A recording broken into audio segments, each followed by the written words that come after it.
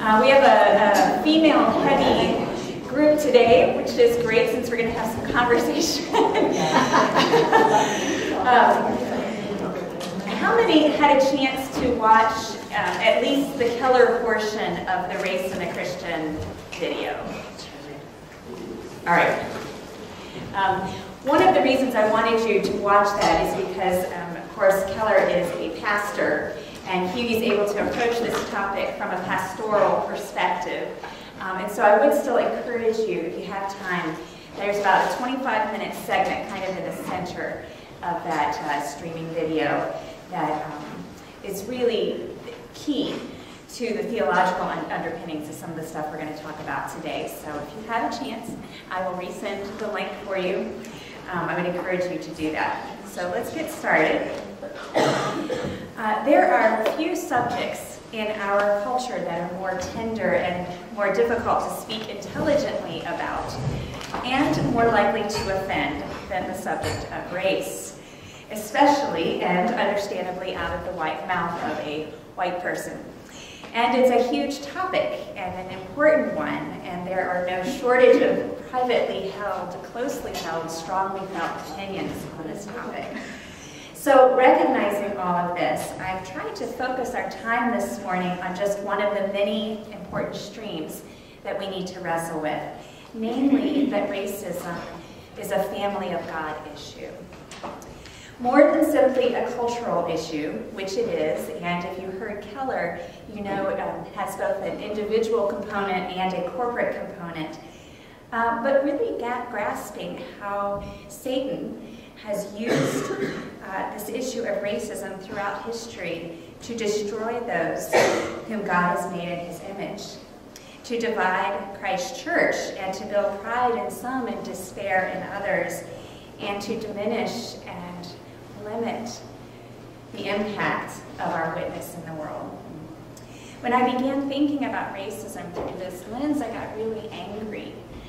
I was angry at the evil that racism has brought against the church, and I was angry at myself because I've been largely apathetic.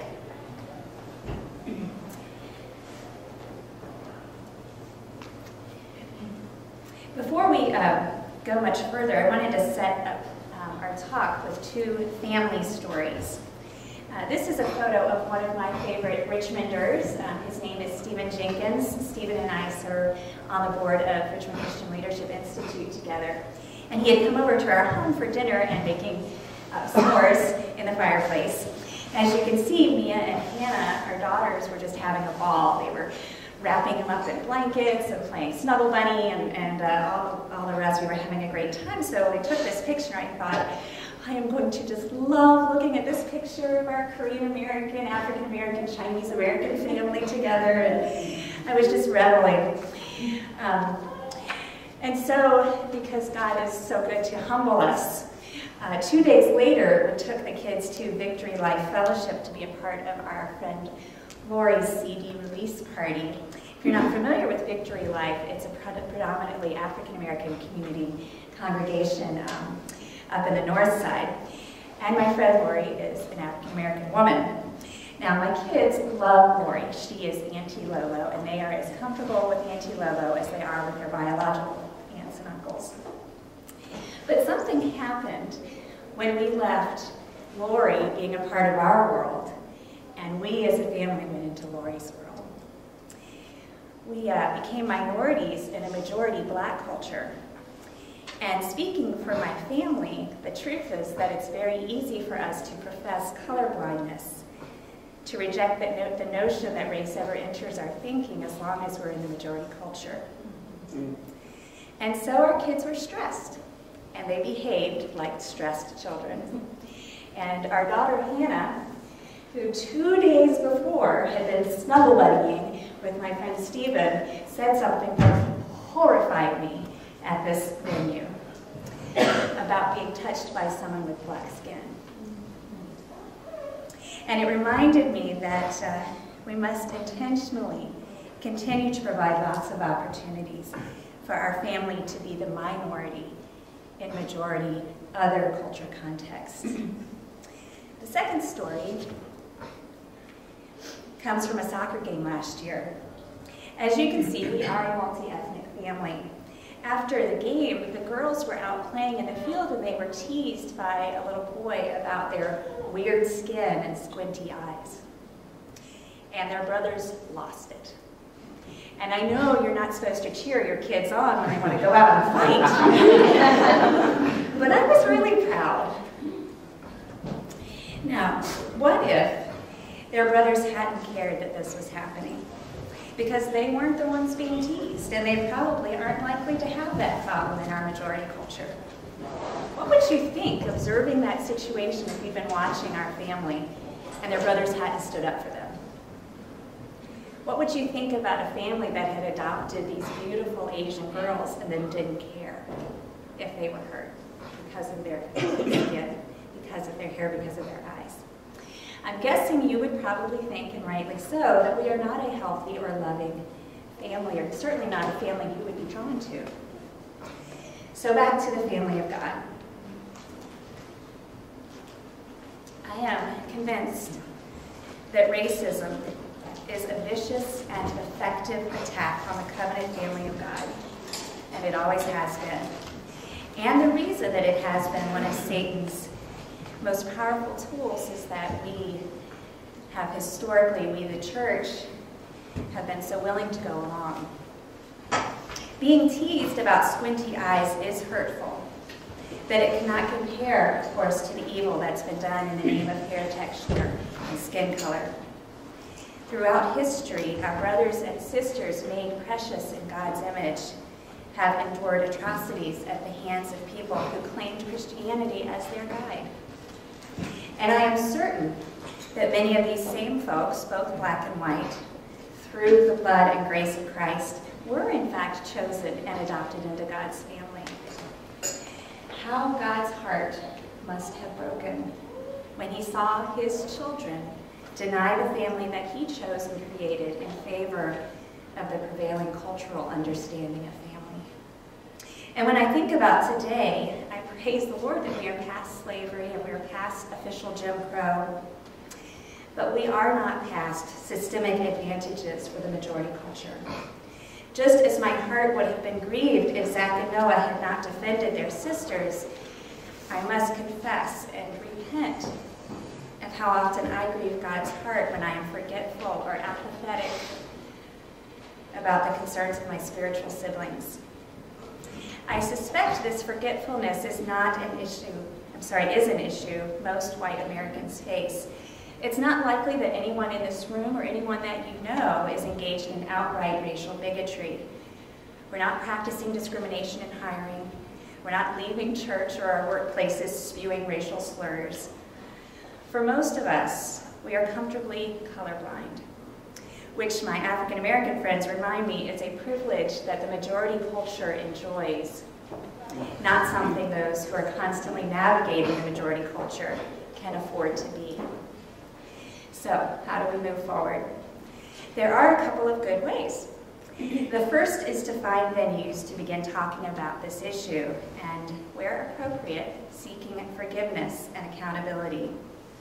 I've had some very hard conversations with African American friends in the context of trust that we've built over time. And the trust that is there comes from their confidence that I want to walk with them and I want them to walk with me for a long time. And so it's safe.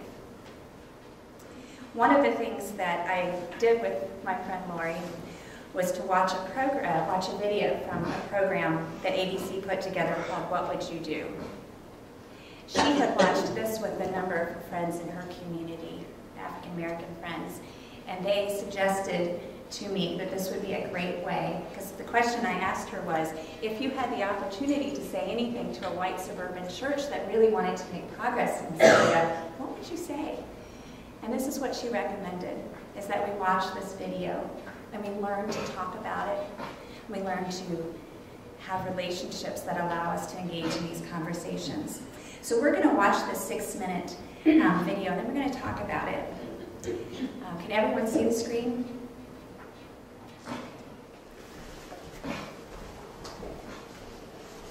And the questions are, how do you feel about what you just watched, and obviously we can probably go for a long time on that theme, so just limit yourself to one adjective if you can. Because I really want to get to these two questions. How would you feel watching this with an African-American friend? How would you feel watching this with an African-American teen?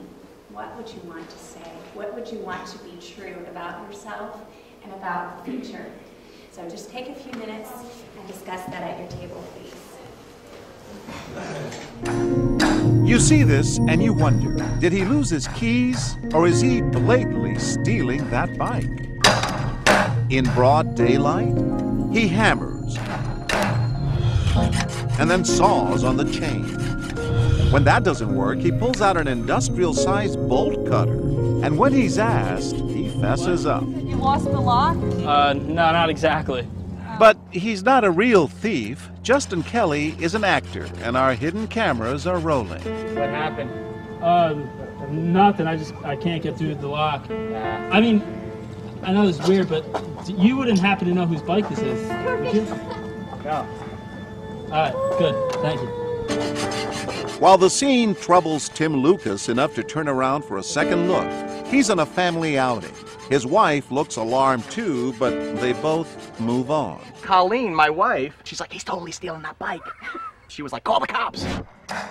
It turns out Lucas is a pastor, but our thief's confession is safe with him. It was odd that somebody had all that equipment. But you didn't do anything. No. That's true. That's the bottom line. Lots of people stop and stare. A few even question the actor. I guess I have to ask, is that your bike? I guess technically no. Okay. Okay. Bye. Good luck. Bye. When no one tries to stop our thief, he ratchets it up a notch with an electric saw, even putting on a pair of goggles. That finally catches the attention of Arlene Menard and her husband George. You're not stealing, right? No, why? It's not your bike, is it? I just want to know if it's your bike. No, it's not my bike, but it's not yours, so what do you care? But it may be next time. Well, It's not yours, I'll just let somebody know. As Arlene sets off to find help, we decide to clue the couple in on our experiment. I think most people don't want to get involved in a situation like this, and so they just pass it by. George is right. In over an hour, about 100 people pass by. Only George and Arlene try to stop him. Some tell us they plan to call the police later. Others say they're scared. Keep moving. This woman and her friends give our thief the benefit of the doubt. When we ask why, Bisa Washington tells us first impressions matter. I remember thinking young white men don't usually carry burglar tools. So we all make assumptions, huh? Yeah. I'm thinking maybe he works for the park. And our thoughts were if he'd been black or a person of color, the police would have been called in immediately. We're going to do that experiment with an African-American kid. What do you think is going to happen? Oh, I think people will be very distressed. I think someone's going to whip out their cell phone and call the park police. Will they? We replace our white thief with this young man, Matlock. Remember, both actors dress in a similar way and are about the same age. Is that your bike? Nah. Then what are you cutting the chain for? Right away. Right away, somebody yelled. Wow. Within seconds, another person confronts our thief. Is that your bike? Technically, it's not, but it's gonna be mine. More people converge. Is that on the cell phone? You call the police, he's like stealing somebody's bike. Are you taking that bike? Is that your bike? No, it's not, sir. Oh, why are you doing that? Is this any of y'all bikes? Is this your bike? It's not, it belongs No, but whoever's it is. It belongs to someone. To who? Well, not to you. And sure enough, one man whips out a cell phone to call 911. Yeah, there's someone up to taking a bike here. Our actor triggers more reaction. Some people are even snapping pictures for evidence. I got you, bud. I got you. This guy's stealing the bike. Whose bike's over here? Once everyone moves away, we reset our cameras, and within minutes, another outraged man is yelling. Are you trying to steal that bike? Excuse me, sir, but the bike's been here for days. Like, no one's gonna take it. Well, that's not your bike then. Yeah. You can't just come in and take something from somebody. Excuse me, sir. Okay, I'll just take your tools away then. This yours, sir? Please, sir. Please, sir. Please, sir. Don't touch my stuff, sir. Please, sir. Do not touch my stuff. You're touching please. somebody else's stuff. Yeah. All right, but this has been here. Like, who's gonna take it? Well, that doesn't make it your property. Technically, it does. No, it doesn't. Technically. It's not yours to take. All right, sir. When we bring out our cameras, David Robb wants us to go after the thief. That kid in the red shirt. He's hacking away at a bike that's not his. Days, and he has a right to take it and steal it. And he's come here with tools, obviously. You know, sir, my name is John Quinones, and this is part of a TV show called What Would You Do? You were pretty upset. I was. It's important that we speak up in these situations. I think so. It just seemed like the right thing to do. Everyone insists that justice is colorblind. Did the race of the culprit have anything to do with it? Not at all. He could have been any color, and it wouldn't have mattered to me. I think it was taking a bike that wasn't his, not what his color was.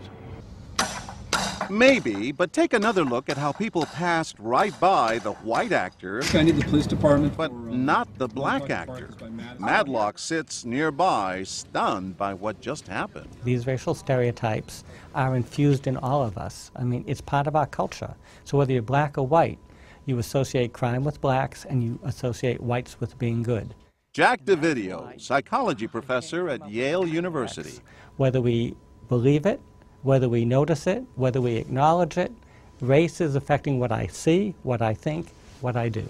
DeVidio says we all seize openings to reassure ourselves that we're not biased. Lost your key? Yeah, actually, I did lose my key.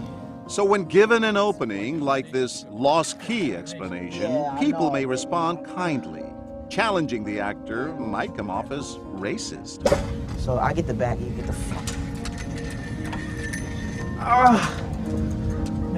Yeah, good luck to you. Thank you, sir. There's so many great conversations going on. Probably this isn't a topic that you talk about very often, so I'm glad that this is an opportunity to do that.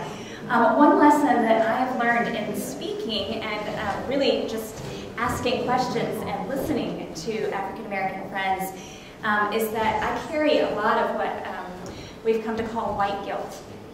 And essentially white guilt is I know deep in my gut that I have done nothing to earn a lot of the advantages that I have just because I was born in white skin. I carry guilt because of what happened to folks 400 years ago who were brought here in chains, and I feel guilty about the economy that was built in this state on the backs of those folks and their children and their grandchildren. And I feel guilty about Jim Crow. And somewhere deep inside me, when I'm having conversations like this with my friends, what I want them to tell me is it's okay.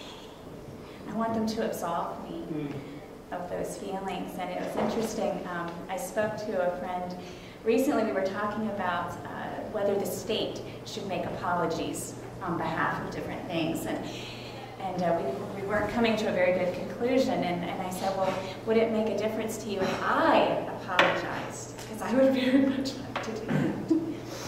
And he said, Sara, it depends on why you want to apologize. Do you want to feel better? Or do you want things to be better? And he pointed me to Christ, which I think is right, is that the only way that we are going to move forward on this issue and really have reconciliation is to deal with this where it belongs, which is with our dad, who called us to be in this family together.